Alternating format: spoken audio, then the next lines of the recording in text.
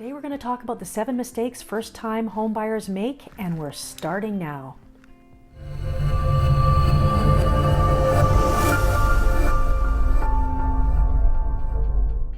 Hi, I'm Lisa Salt with Vernon Salt Fowler, and today we're going to talk about the 7 mistakes, the biggest mistakes that first-time home buyers can make. And hopefully this will help you, if you're a first-time buyer, not make these mistakes. But before we do that, make sure you subscribe to our channel as we're posting new videos, helpful videos for buyers and sellers every single week. And at the end of this video, we'll show you how to get the free download for this brochure on the 7 biggest mistakes home buyers make. Mistake number 1, looking at homes without being pre-approved. There is nothing worse than introducing a first-time buyer to the home of their dreams. It's supposed to be the most exciting time of their lives. You can see the stars in their eyes. They fall in love. They want this house so bad.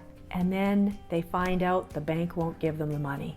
Now that is true and utter heartache. So make sure that your first step as a first-time buyer is to get a mortgage pre-approval. We can hook you up.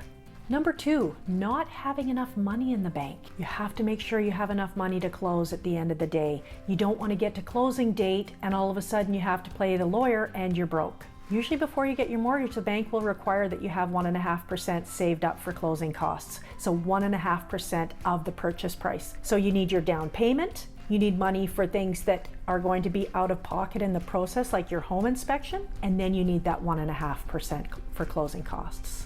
So make sure you have enough money in your bank on closing. Third mistake first-time buyers often make is calling the number on the for sale sign. The agent whose name is on the sign in the front yard is going to be the one representing the seller. You want someone representing you. And the cost of having representation is nothing. So make sure to get your own representation. Choose a realtor, stick with that realtor, and have that realtor represent you.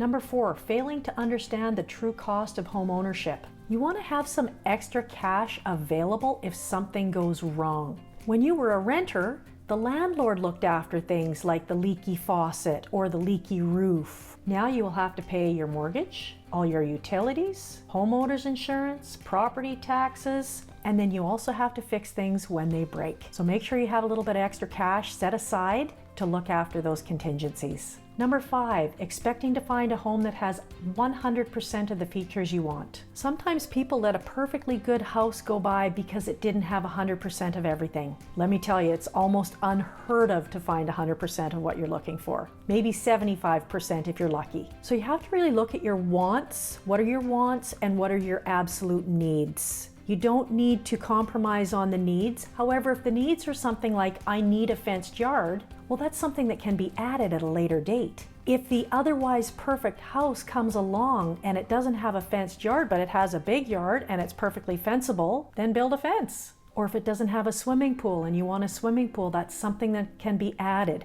Fireplaces. You can do updates to change kitchens, bathrooms, that sort of thing. You can even add a lot of sweat equity. There are also things that you can't change. You can't change the school district. Location, location, location. You can't easily change the size of the house, probably. If you look at a house and you think, oh, I can easily just put an addition on, well, think again. Additions are not easy. They're very expensive and they're usually not worth it. So our suggestion normally is look for a different house that has the size, more along the size of what you need. Number 6, haggling in a seller's market. If the market is super hot, there's no point in trying to put in a lowball offer. There's literally no point, especially if you're in a multiple offer situation. In a seller's market, sellers are in the driver's seat. I would highly suggest watching our 2 videos about winning multiple offers. We'll put the links below, and that'll give you a leg up. But one of the things is, don't lowball. Number 7, not trusting your hired agent to do their job. Trust your agent to help you. One of the most difficult jobs as a realtor is when first-time buyers have so much input from so many other people, from their parents, from their grandparents, from their friends, none of whom are realtors. Of course, it's a big decision and we understand that. However, I can't tell you how many times people have been talked out of a perfectly great house and into one that wasn't even close to right just because somebody else thought it was better, or maybe got into a house that was too expensive for their budget, or got into a house that was too little for what they needed, and then they end up selling in a year or two. It's a big decision, but listen to your realtor's advice, especially on contractual matters. They do this all day, every day.